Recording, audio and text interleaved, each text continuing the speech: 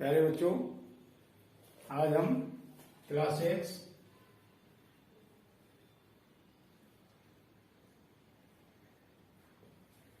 में चैप्टर है हमारा 7 एक्सरसाइज 7.3। लास्ट वीडियो में हमने 1, 2, 3 इसके क्वेश्चन करा दिए थे। अब आ रहा है हम फोर्थ क्वेश्चन पे। क्या है fourth question? Find the equivalent fraction of 3/5 having denominator 20, है ना।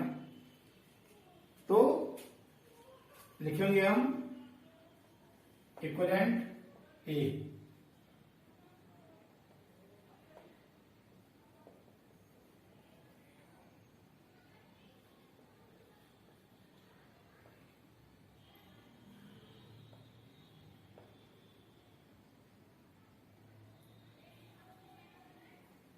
Equivalent fraction of 3/5 having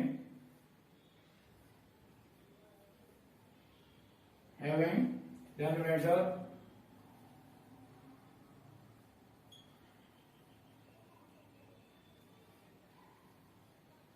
20 equal to.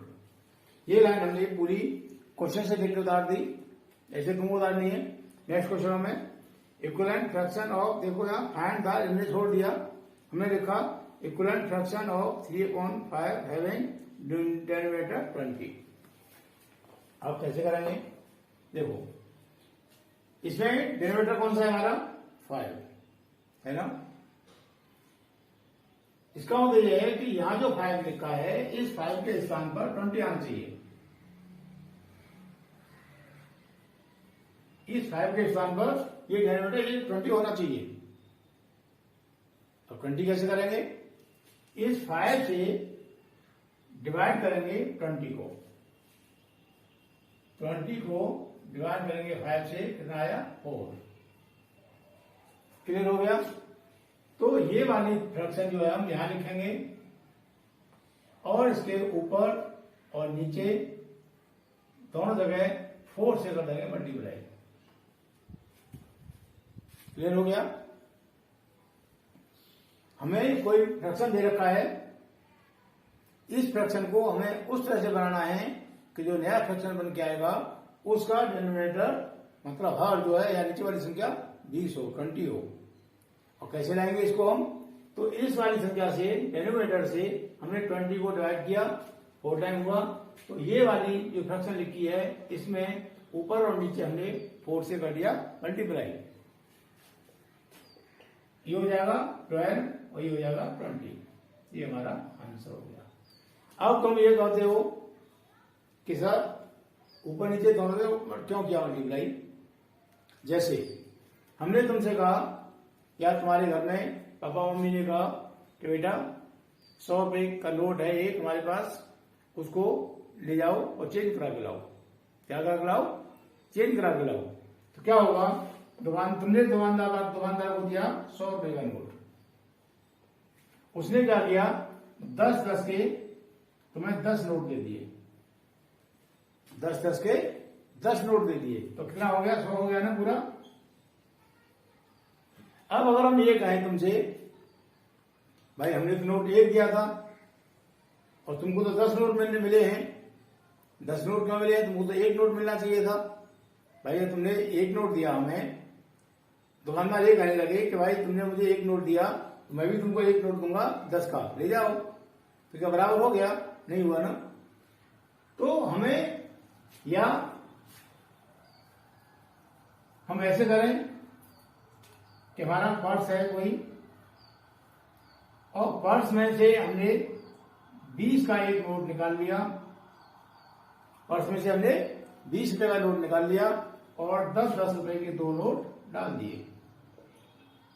Total 20 हो गया। तो ये क्यों हुआ? हमारे जो पर्स है उसमें पैसे बराबर हों पैसे बराबर हों, इस वजह से हमने एक 20 का नोट निकाला। जरूरत थी हमें तो हमने उसमें 10-10 के 2 नोट डाल दिए ताकि पर्सन जितने थे उतने ही रहें। इसीलिए हमने यहां भी मल्टीप्लाई यहां भी किया और मल्टीप्लाई यहां भी किया, दोनों जगह किया। अगर हम एक जगह करते यहां मल्टीप्लाई यहां नहीं करते तो हमारी संख्या बदल जाती और हमारा क्वेश्चन गलत हो जाता। इस वजह से हमने यहां भी किया मल्टीप्लाई और यहां भी किया, दोनों जगह किया और यहाँ 12 हो गया, यहाँ 20 हो गया। तो इसकी इस फ्रैक्शन से हमने दूसरी फ्रैक्शन बनाई जिसका डिनोमिनेटर 20 हो गया। क्लियर हो गया। आगे वाला क्वेश्चन सी आता है। मैंने पहले की तरह इसको नहीं मिटाया क्योंकि हमें इसी भिन्न को, इसी फ्रैक्शन को 3.5 को ही चेंज करना है। अब आगे क्या कह रहा है, क्वेश्चन सी है हमारा। क्वेश्चन सी में कह रहा है find the equivalent fraction of 3.5 having denominator 30। इसमें डिनोमिनेटर 30 कह रहा है तो यहां लिखेंगे डिनोमिनेटर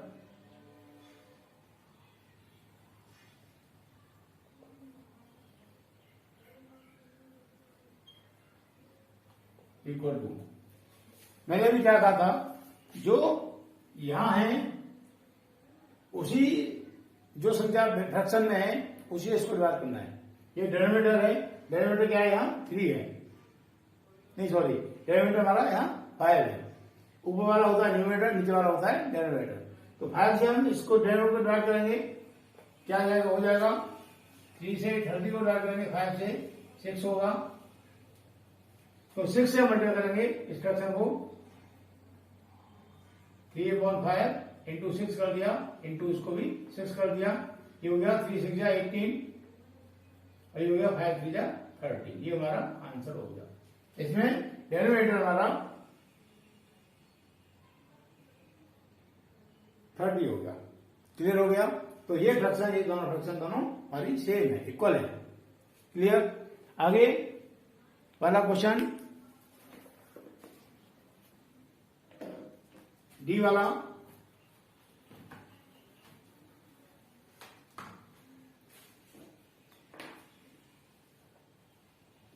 डी वाला क्वेश्चन है। इसमें पूछ रहा है न्यूमरेटर 27, न्यूमरेटर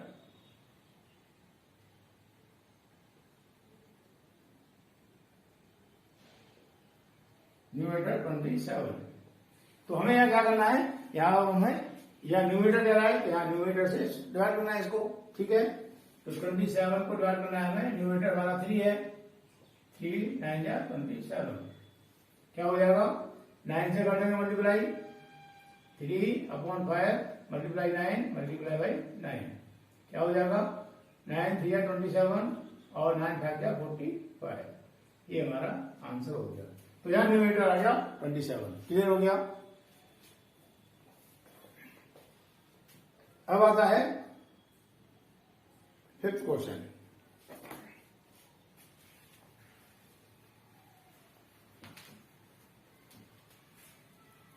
फिफ्थ क्वेश्चन क्या कह रहा है, फिफ्थ बोल रहा है find the equivalent fraction of 36/48 with A numerator 9। इसमें 2 पार्ट है, न्यूमरेटर 9 कह रहा है और डिनोमिनेटर 4 कह रहा है। लिखेंगे इक्विवेलेंट फ्रैक्शन, का ए लिखेंगे हम, इक्विवेलेंट फ्रैक्शन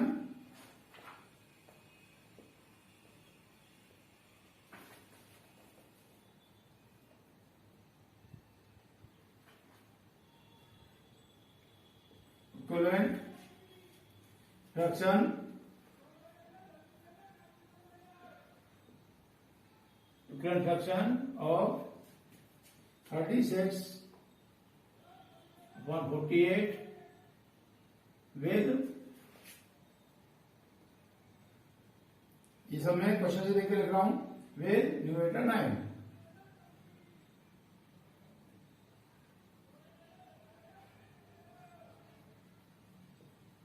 न्यूमरेटर 9, ठीक है।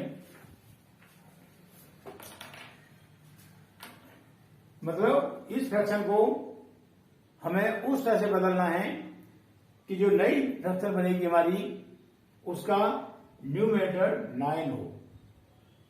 क्लियर हो गया। इस फ्रैक्शन को पहले वाले क्वेश्चन में क्या किया था, हमें फ्रैक्शन दे रखा था और उसमें न्यूमरेटर या डिनोमिनेटर को बड़ा करके दिखाया था, यहाँ छोटा कर रहा है। तो इस फ्रैक्शन को हमें ऐसा चेंज करना है कि न्यूमरेटर हमारा 9 हो जाए। न्यूमरेटर 9 है या न्यूमरेटर 36 है, तो 36 को हम डिवाइड करेंगे 9 से। 9 4 जा 36। क्लियर हो गया? तो इस 4 से क्या हो जाएगा? 36/48 हो गया। ठीक है, यहां साइन लगाएंगे डिवाइड का 4 और यहां साइन लगाएंगे डिवाइड का 4। कहने का मतलब दोनों संख्याओं को हम 4 से डिवाइड करेंगे। ये जो 4 आया था इससे, उसमें क्या था हमने मल्टीप्लाई और यहां हम डिवाइड करेंगे। डिवाइड यहाँ क्यों कर रहे हैं? क्योंकि जो फ्रैक्शन बनेगी वो छोटी बनेगी इससे, मतलब बराबर मान बराबर होगा लेकिन देखने में छोटी होगी। क्लियर हो गया? इसलिए हम यहां कर रहे हैं डिवाइड। तो हो जाएगा 9/12। ये हमारा आंसर हो गया। तो ये फ्रैक्शन इसका रूप छोटा रूप हो गया ये, लेकिन यहाँ न्यूमरेटर हमारा 9 हो गया। क्लियर हो गया? अब आता है इसका नेक्स्ट क्वेश्चन। इसमें क्या है? डिनोमिनेटर के लिए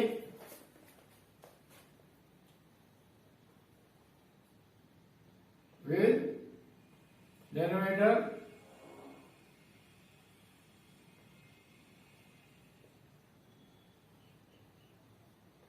फोर। ठीक है, डिनोमिनेटर 4। अब यहां हमें डिनोमिनेटर को 4 करना है, तो डिनोमिनेटर को जो इस फ्रैक्शन का है 4 से डिवाइड करेंगे।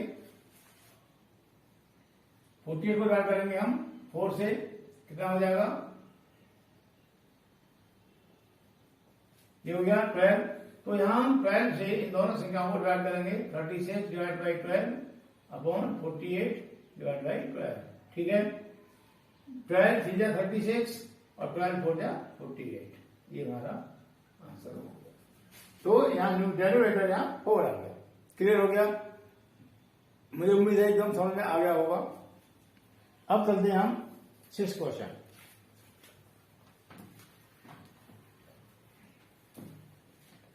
6 क्वेश्चन क्या है? Check whether the given fraction are equivalent, मतलब क्या दी हुई फ्रैक्शन बराबर हैं। पहला जगह है ए, क्या है? 5/9, बीच में कौन लगा है, और ये 30/54 ये है। इसको चेक करना है हमें। सबसे पहले क्या करेंगे? ये हमारा पहला फ्रैक्शन हो गया, ये दूसरा फ्रैक्शन हो गया, इसका करेंगे मल्टीप्लाई इसमें। ठीक है, प्रत्येक क्वेश्चन में इस वाली पहली वाली जो फ्रैक्शन है उसके न्यूमरेटर का दूसरी वाली जो फ्रैक्शन है उसके डिनोमिनेटर में करेंगे मल्टीप्लाई। क्या हो जाएगा? 5 × 54 इक्वल टू 5 4 20 और 27। ये हो गया। अब करेंगे हम इसका मल्टीप्लाई, इन दोनों का। प्रत्येक क्वेश्चन में ऐसे करना है। जब हमको दो फ्रैक्शन ये देखना है इक्वलेंट है या नहीं है, उस कंडीशन के लिए हमें ऐसे करना है। क्या हो जाएगा? यहाँ 30 × 9 क्या हो जाएगा? 27। अब देखो 270, तो ये दोनों संख्या हमारी बराबर है ना? यहाँ लिखेंगे हम 270 इक्वल टू 270। क्लियर हो गया? जब ये दोनों संख्या बराबर आ गई, दोनों नंबर बराबर आ गए हमारे, इसीलिए ये दोनों फ्रैक्शन भी हमारी इक्वलेंट होंगी। Therefore 5/9 equal 3/54। ये हमारा आंसर होगा। ठीक है, क्या ये लिख देंगे? 5/9, 30/54 आर इक्वलेंट फ्रैक्शन, ऐसे भी लिख सकते हैं। ठीक है, या तो ये लिखो या लिखो आर इक्वलेंट। ठीक है, ऐसे लिख सकते हैं या करके, या 5/9, 30/54 आर इक्वलेंट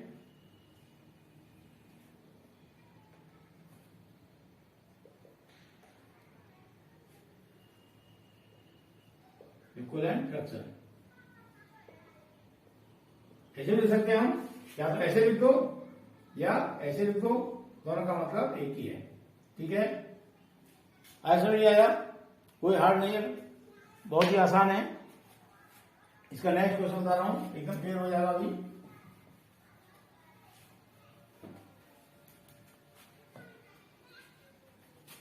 इसका बता रहा हूं बी क्या है, 3/10 12/50। ठीक है, क्या बताया था मैंने अभी, पहले सब प्रत्येक में हम ऐसे गुण करेंगे मल्टीप्लाई, क्या हो जाएगा 3 × 50 = 150। क्लियर हो गया। अब दोबारा में करेंगे हम इन दोनों का मल्टीप्लाई, 10 × 12 = 120। तो क्या 150 और 120 दोनों बराबर है, इक्वल है? नहीं है। तो लिखेंगे 150 is not 120, is not equal 120। क्या बराबर होता है तो साइन ऐसे लगाएंगे, अगर बराबर नहीं है तो साइन इसको ऐसे काट देते हैं बीच में से। ठीक है, तो इसका हो गया दोनों इक्वल नहीं है, इसका मतलब ये हो गया।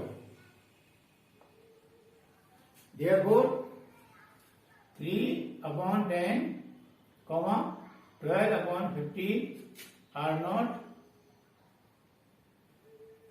not equivalent